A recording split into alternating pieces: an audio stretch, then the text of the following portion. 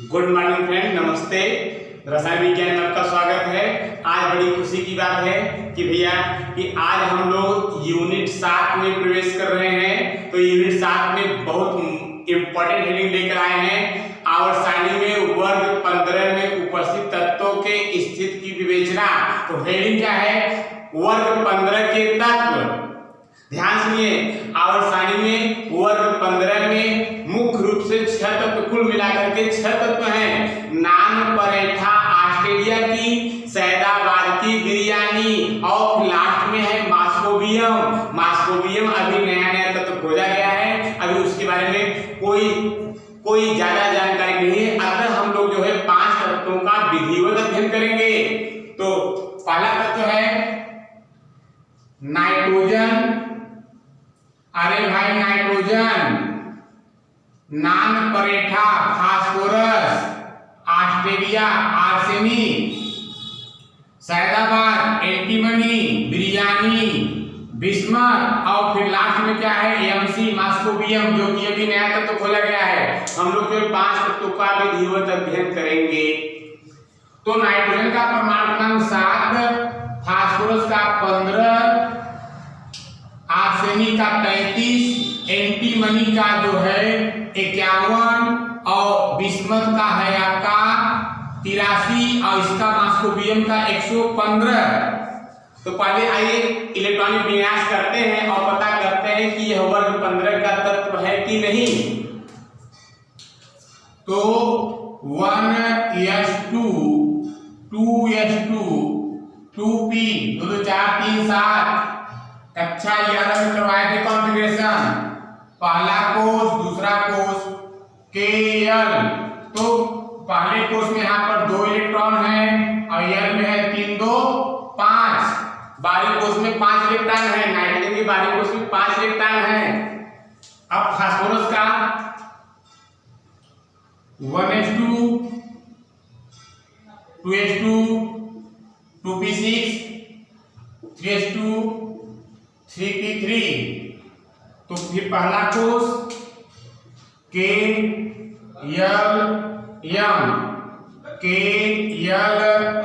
m 2 6 2 8 3 2 5।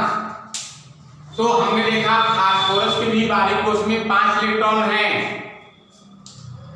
अब arsenic 1s2 2s2 2p6 3s2 3p6 4s2 3d10 और 4p3। चूंकि यह परमाणु क्रमांक 20 के ऊपर है, अतः इसको क्रम में करेंगे। हो जाएगा आपका 1s2 2s2 2p6 3s2। अब उसके बाद में क्या हो जाएगा?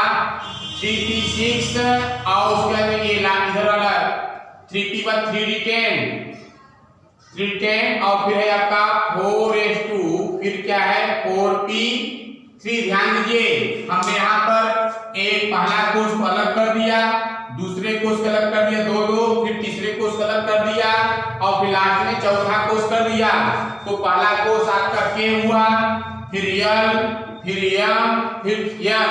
पहला कोष, दूसरा कोष, तीसरा कोष, चौथा कोष। यहाँ पर 2 इलेक्ट्रॉन्स, L में 8 इलेक्ट्रॉन, M में 18 इलेक्ट्रॉन, M में 5 इलेक्ट्रॉन। तो हमने देखा कि अच्छा ध्यान सुनिए, एंटीमनी, बिस्मथ और मास्कोबियम का इलेक्ट्रॉनिक विन्यास आप कर लीजिएगा। तो हमने देखा कि नाइट्रोजन के भी बाहरी कोष में 5 इलेक्ट्रॉन, फास्फोरस के भी बाहरी कोष में 5 इलेक्ट्रॉन और आर्सेनिक के भी बाहरी कोष में 5 इलेक्ट्रॉन। सभी तत्व अर्थात इस वर्ग 15 में जितने भी तत्व हैं, सब के बाहरी कोष में 5 इलेक्ट्रॉन ही आएगा। आपको कक्षा 11 में एक ट्रिक बताए थे। ट्रिक है P ब्लॉक के लिए, P ब्लॉक के तत्व के लिए वर्ग संख्या का सूत्र याद है? वर्ग संख्या बराबर ni प्लस 10। याद करिए, मान ये ट्रिक है जहां ni क्या है? बाहरी कोष का इलेक्ट्रॉन। तो अगर हमको वर्ग संख्या निकालना है p ब्लॉक के तत्व के लिए, ये सूत्र लगाएंगे वर्ग संख्या बराबर Na प्लस 10। तो ये नहीं माने बाहरी कोष में कितने इलेक्ट्रॉन, तो नाइट्रोजन के भी बाहरी कोष में 5 इलेक्ट्रॉन और फास्फोरस के भी बाहरी कोष में 5 इलेक्ट्रॉन, आर्सेनिक के भी बाहरी कोष में, तो जितने भी तत्व हैं सबके बाहरी कोष में 5 इलेक्ट्रॉन। यहाँ रखेंगे हम 5 और प्लस 10 तो कितना आया, वर्ग 15 आया ना। तो जिन तत्वों के बाहरी कोष में 5 इलेक्ट्रॉन होता है वे वर्ग 15 के तत्व हैं p ब्लॉक वाले। अब देखते हैं भौतिक गुण। भौतिक गुण में क्या है, ध्यान दीजिए, नाइट्रोजन हमारे वायुमंडल में नाइट्रोजन लगभग कितना परसेंट है, 78% है। तो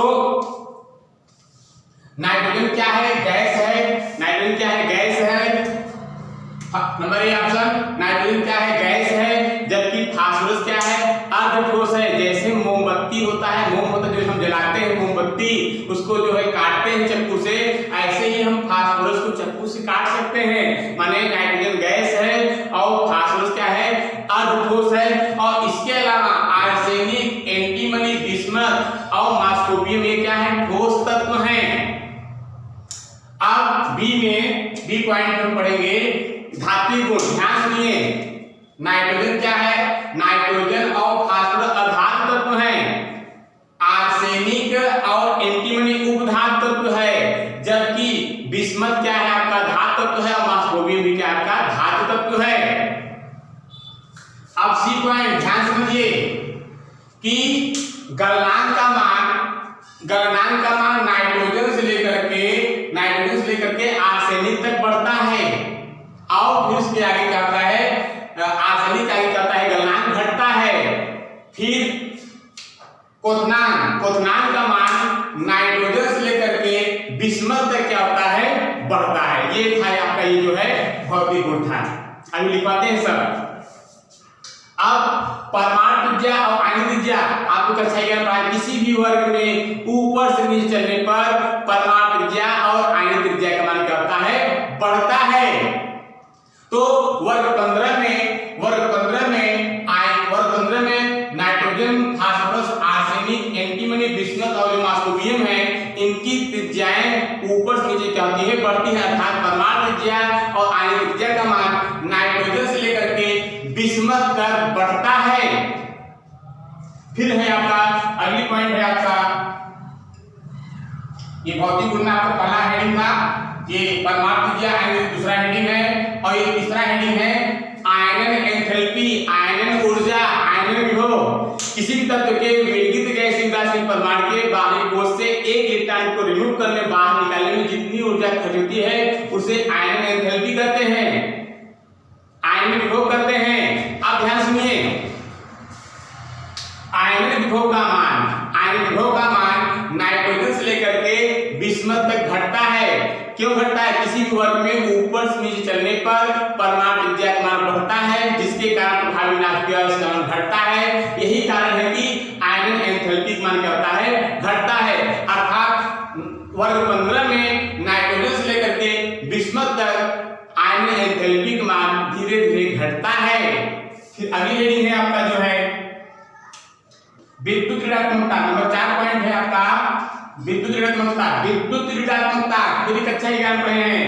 साझे के इलेक्ट्रॉन युग्म को अपनी, किसी भी तत्व के परमाणु द्वारा साझे के इलेक्ट्रॉन युग्म को अपनी ओर आकर्षित करने की क्षमता को क्या कहते हैं, विद्युत ऋणात्मकता कहते हैं। तो वर्ग 15 में जो है, वर्ग 15 में नाइट्रोजन से लेकर के बिस्मथ तक जाने पर जो है विद्युत ऋणात्मकता का मान क्या होता है, घटता है। अरे भाई, किसी भी वर्ग में ऊपर से नीचे चलने पर परमाणु त्रिज्या का मान बढ़ता है, जिसके कारण इलेक्ट्रॉन घनत्व का मान क्या होता है, घटता है। तो वर्ग 15 में भी क्या होता है, इलेक्ट्रॉन घनत्व, विद्युत ऋणात्मकता का मान, वर्ग 15 में विद्युत ऋणात्मकता का मान क्या होता है, नाइट्रोजन से लेकर क्या होता है, बिस्मथ तक घटता है। आइए लिखवाते हैं, आइए कॉपी कंप्लीट करते हैं। वर्ग 15 के तत्व आवर्त सारणी के वर्ग 15 में कुल 6 तत्व उपस्थित है, जो इलेक्ट्रॉनिक विन्यास सहित निम्न है। ध्यान दीजिए, 6 तत्व है, लेकिन हम लोग 5 तत्वों का अध्ययन करते हैं, मास्कोबियम को छोड़ करके। तो नाइट्रोजन का परमाणु क्रमांक कितना होता है 7। नाइट्रोजन का परमाणु क्रमांक कितना होता है 7। तो यहाँ पर आएगा 2 और 3 2 5, अर्थात नाइट्रोजन के बाहरी कोश में 5 इलेक्ट्रॉन अभी बताए थे। फास्फोरस का परमाणु क्रमांक कितना होता है 15। अब देखिए यहाँ कितना आएगा, के कोश में 2 इलेक्ट्रॉन, यल में 6 2 8 और यम कोश में 5 इलेक्ट्रॉन, माने फास्फोरस के भी बाहरी कोश में 5 इलेक्ट्रॉन। आर्सेनिक का परमाणु क्रमांक 33। तो के कोश में 2 इलेक्ट्रॉन्स, यल में 8 और यम में 18 और यल में 5 इलेक्ट्रॉन, माने जो है आर्सेनिक के भी बाहरी कोश में 5 इलेक्ट्रॉन। एंटीमनी परमाणु क्रमांक कितना, एंटीमनी का परमाणु क्रमांक 51 और बिस्मथ का कितना होता है 83 और मॉस्कोवियन कितना होता है 115। इसका कॉन्फ़िगरेशन आप लोग कर लेंगे। ये 33 है, ध्यान दीजिएगा। आर्सेनिक का एटॉमिक नंबर 33। अब भौतिक गुण देखते हैं। भौतिक गुण, फिजिकल प्रॉपर्टी। इस फिजिकल प्रॉपर्टी में ए नंबर, इस वर्ग में जो नाइट्रोजन है, नाइट्रोजन क्या है, नाइट्रोजन गैस है और फास्फोरस जो है, फास्फोरस मोम जैसा अर्धभूस है। जबकि आर्सेनिक कामा एंटीमनी कामा बिस्मथ क्या है, ठोस है। उसके बाद में बी नंबर, भौतिक गुण में 4 पॉइंट है, ए बी सी डी। तो बी, इसमें जो है बी नंबर में ये नाइट्रोजन और फास्फोरस अधातु तत्व हैं और आर्सेनिक और एंटीमनी उपधातु तत्व है, उपधातु है। नाइट्रोजन और फास्फोरस धातु है, आर्सेनिक और एंटीमनी उपधातु। जबकि बिस्मथ क्या है, धातु है। ध्यान दीजिए, बिस्मथ क्या है, धातु है। अब C number, option number C, गलनांक का मान नाइट्रोजन से लेकर आर्सेनिक तक, अभी बताए थे आर्सेनिक तक बढ़ता है जबकि इसके नीचे घटता है। माने यहाँ नाइट्रोजन से ज्यादा फास्फोरस का हुआ, फास्फोरस ज्यादा आर्सेनिक का गलनांक हुआ, लेकिन उसके नीचे क्या हो जाएगा, कम होता चला जाता है। उसके बाद में डी नंबर, डी है क्वथनांक का मान नाइट्रोजन से लेकर के बिस्मथ तक बढ़ता है। फिर क्या है, अगली पॉइंट नंबर 2 पॉइंट है परमाणु त्रिज्या एवं आयनिक त्रिज्या। परमाणु त्रिज्या एवं आयनिक त्रिज्या का मान नाइट्रोजन से लेकर बिस्मथ तक बढ़ता है। नंबर 3 पॉइंट, आयनन एंथैल्पी का मान नाइट्रोजन से लेकर बिस्मथ तक बढ़ता है। फिर क्या है आपका विद्युत ऋणात्मकता का मान नाइट्रोजन से लेकर बिस्मथ तक घटता है। तो नोट करिए, फिर अगली पॉइंट बताते हैं। आइए अगली पॉइंट समझते हैं। रासायनिक गुण, केमिकल प्रॉपर्टीज। पहली पॉइंट रहेगा ए हाइड्रोजन की प्रतिक्रियाशीलता, बी ऑक्सीजन की प्रतिक्रियाशीलता, सी है हाइड्रोजन की प्रतिक्रियाशीलता और डी है ऑक्सीकरण अवस्था। आइए पहले हम समझते हैं हाइड्रोजन की प्रतिक्रियाशीलता। तो ध्यान दीजिए, वर्ग 15 के जो तत्व हैं नाइट्रोजन, फास्फोरस, आर्सेनिक, एंटीमनी और बिस्मथ, ये हाइड्रोजन से मिलकर के ट्राई हाइड्राइड बनाते हैं। देखिए, अर्थात EH3 प्रकार के हाइड्राइड बनते हैं, EH3 प्रकार के हाइड्राइड बनते हैं।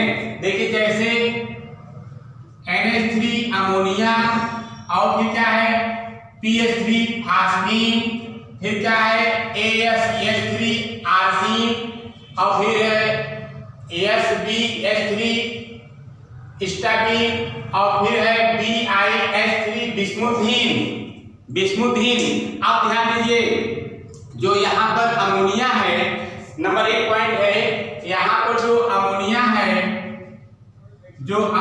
है यह सबसे प्रबल क्षारक है। अमोनिया क्या होता है, सबसे प्रबल क्षारक होता है। और जो अमोनिया है आपका सबसे इस हाइड्राइड में अमोनिया सबसे अधिक अस्थायी होता है। अमोनिया क्या होता है, सबसे अधिक अस्थायी होता है।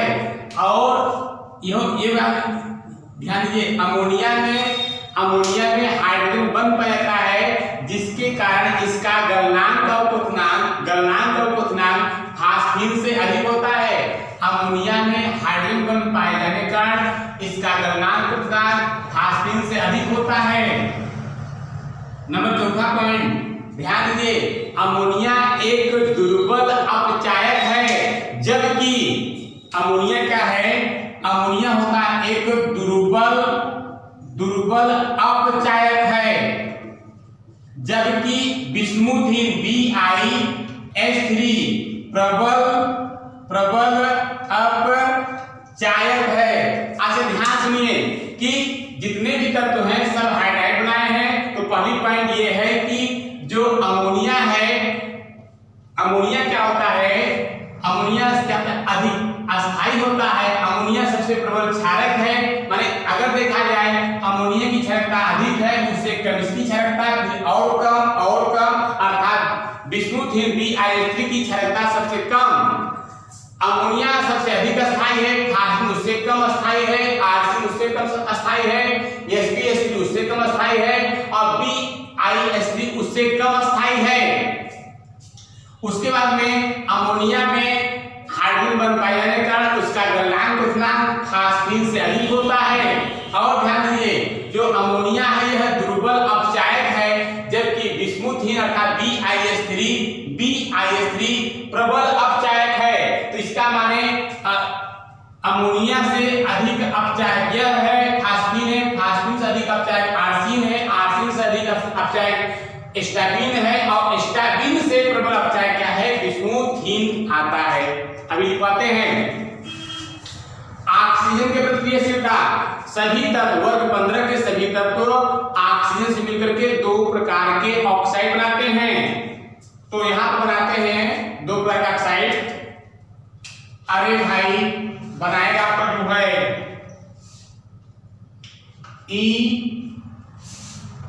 E2O3 प्रकार के और E2O5 प्रकार के, अर्थात ट्राई ऑक्साइड बनाते हैं और पेंटाऑक्साइड बनाते हैं। तो इसमें ध्यान दीजिए कि इसमें जो E2O3 प्रकार का है, जैसे इसमें बनेगा आपका जो है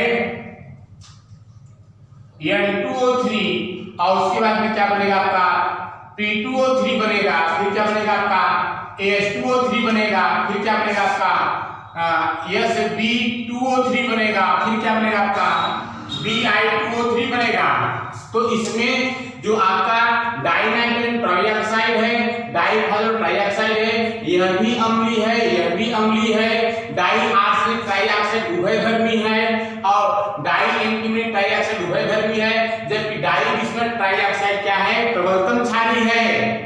और इसमें जो पेंटाऑक्साइड बनता है सब अम्लीय होते हैं, जैसे बने यहाँ पर डाइनाइट्रोजन पेंटाऑक्साइड, डाइफॉस्फोरस पेंटाऑक्साइड, और फिर बनेगा डाइआर्सेनिक AS है, डाइआर्सेनिक पेंटाऑक्साइड, डाइएंटीमनी पेंटाऑक्साइड, डाइबिस्मथ पेंटाऑक्साइड।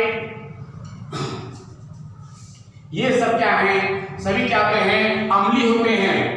अब हाइड्रोजन प्रतिक्रियाशीलता ध्यान दीजिए, हाइड्रोजन से क्रिया करके 2 प्रकार के हैलाइड बनाते हैं। ट्राई हेलाइड बनाते हैं और पेंटा हेलाइड बनाते हैं, अर्थात EX3 और EX5 दोनों बनाते हैं। यहाँ X माने हेलोजन, हेलोजन माने क्लोरीन, ब्रोमीन, आयोडीन। तो अब देखिए जैसे बनेगा क्या,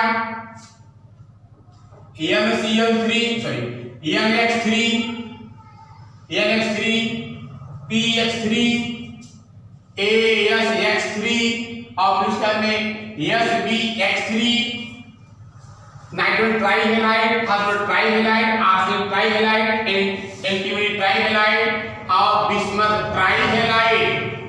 और फिर बनेगा पेंटाहेलाइड में, अरे भाई नाइट्रोजन पेंटाहेलाइड नहीं बनता, क्योंकि नाइट्रोजन में क्या होता है, डीकल्चर नहीं होता, तो नाइट्रोजन क्या करता है, पेंटाहेलाइड नहीं बनाता, जबकि और सब और 15 तत्व क्या करते हैं, पेंटाहेलाइड बनाते हैं।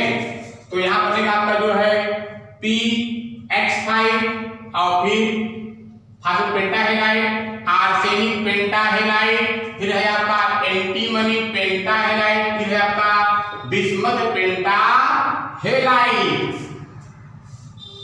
अब पॉइंट ही है आपका ऑक्सीकरण अवस्था। इस वर्ग में सभी तत्व -3 और +3 और +5 ऑक्सीकरण अवस्था प्रदर्शित करते हैं। आइए बताते हैं, आइए फिर कॉपी कंप्लीट करते हैं। रासायनिक गुण, केमिकल प्रॉपर्टी, हाइड्रोजन के प्रतिक्रियाशीलता, सभी तत्व हाइड्रोजन से मिलकर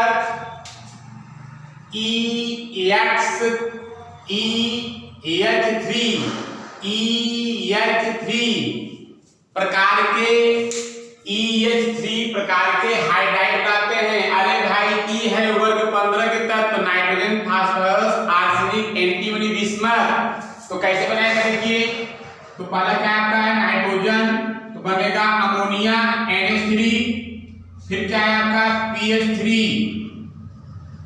PH3 फास्फोरस, फास्फीन, और फिर क्या है ASH3 आर्सीन, फिर क्या बन गया SBH3 स्टाबीन, फिर क्या बनेगा BiH3 बिस्मुथीन।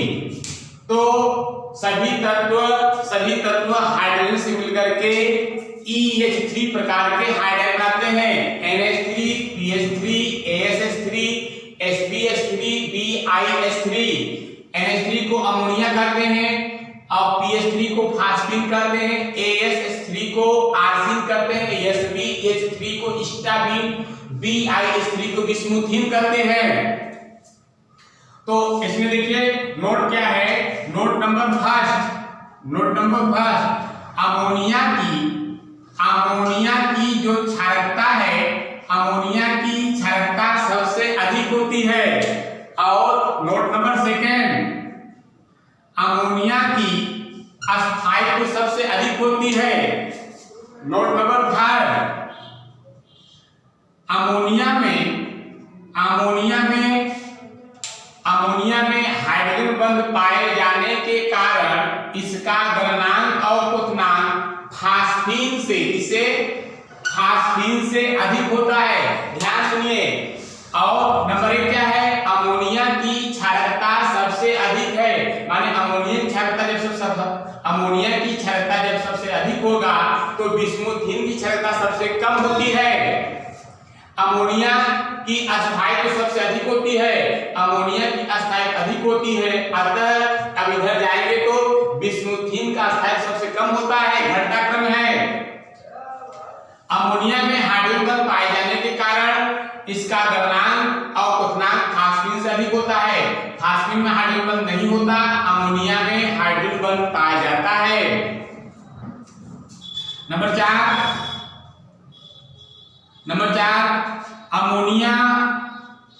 अमोनिया सबसे दुर्बल अपचायक है, जबकि बिस्मुथीन BiH3 सबसे प्रबल अपचायक है। अब आपका ये जो है ये पॉइंट A था, रासायनिक गुण में। अब पॉइंट B रासायनिक गुण में, तो सभी तत्व ऑक्सीजन से मिलकर के ऑक्सीजन से मिलकर के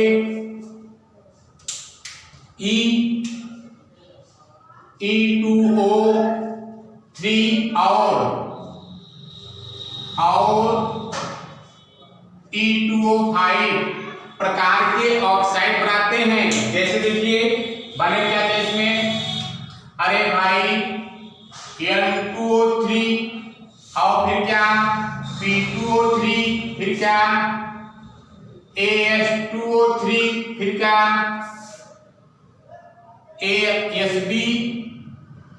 SB2O3, फिर क्या बन जाएगा आपका Bi2O3।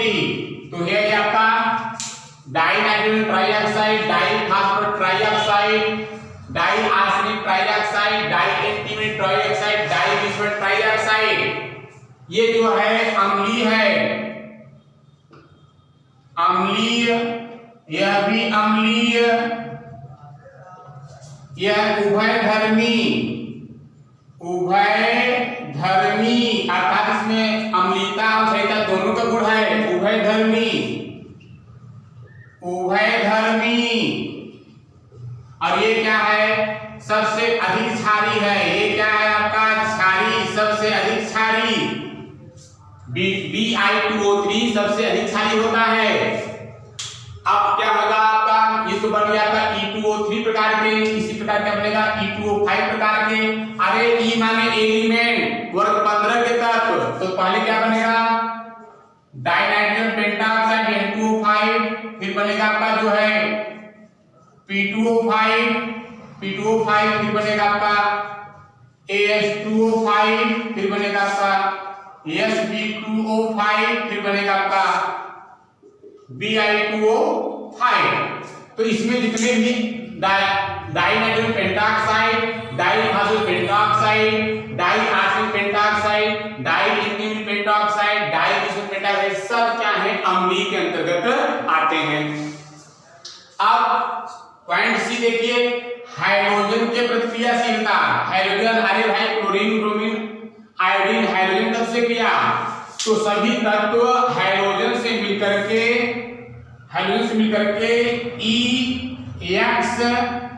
EX3 और EX5 माने ट्राइहेलाइड और पेंटाहेलाइड प्रकार के हेलाइड बनाते हैं। X माने हाइड्रोजन तत्व। अब देखिए जैसे क्या क्या बनेगा, NX3, PX3, ASX3, SBX3 और BIX3। तो nitrogen ट्राइहेलाइड, phosphorus ट्राइहेलाइड, arsenic ट्राइहेलाइड, antimony ट्राइहेलाइड, bismuth ट्राइहेलाइड। इसी प्रकार बनेगा NX5, PX5 और फिर है आपका ASX5, फिर बनेगा आपका SBX5, फिर क्या बनेगा BIX5। नाइट्रोजन पेंटाहेलाइड, ध्यान दीजिए एक बात बहुत अति आवश्यक नोट, चूंकि नाइट्रोजन में डी कक्षक नहीं होता, अतः यह पेंटाहेलाइड नहीं बनाता। तो इसको हम यहाँ इसको काट देते हैं, अर्थात कभी भी NX5 नहीं बनेगा, नाइट्रोजन का पेंटाहेलाइड कभी नहीं बनता, क्योंकि इसमें डी कक्षक नहीं होते। तो phosphorus pentahalide, arsenic pentahalide, antimony pentahalide और बिस्मुथ पेंटाहेलाइड। अब ऑक्सीकरण अवस्था, सभी तत्व प्रायः जो है -3, +3 और +5 सभी तत्व जो है -3, +3 और +5, -3, +3 और +5 ऑक्सीकरण अवस्था प्रदर्शित करते हैं। ध्यान दीजिए, यह क्वेश्चन आता है तो 5 नंबर का आएगा, कहेगा आवर्त सारणी में वर्ग 15 में उपलब्ध तत्वों के स्थिति विवेचना करें। तो आप इस प्रकार इलेक्ट्रॉनिक विन्यास करेंगे, फिर भौतिक गुणों में समानता दिखाएंगे, फिर रासायनिक गुणों में समानता दिखाएंगे, तब जाकर के आपको 5 नंबर पूरा मिलेगा। तो ठीक है, कल मिलेंगे। Best of luck, bye.